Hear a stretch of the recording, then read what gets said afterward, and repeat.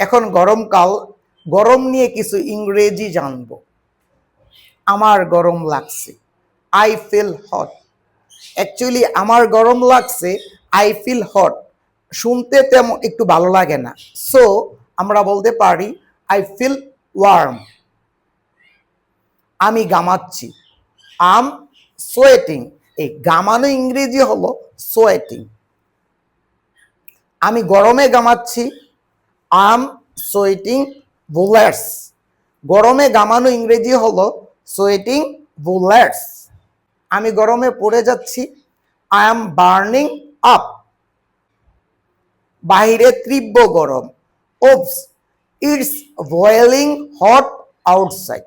Boiling hot মানে হলো তীব্র গরম, আর এই তীব্র গরমের আরেকটি সুন্দর ইংরেজি আছে, সিজলিং। আমি তীব্র গরম অনুভব করছি, আই ফিল সিজলিং আউটসাইড। আমরা বলি এত গরম আর সহ্য করতে পারছি না, I can't stand this heat anymore.